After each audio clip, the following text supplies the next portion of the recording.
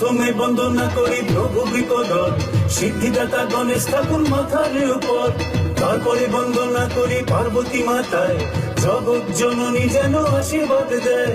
পরেতে বন্দনা করি শিব মহেশ্বর, বিঘ্ন বিপদ মুক্ত করো জগৎ সংসার, বিঘ্ন বিপদ মুক্ত করো জগৎ সংসার।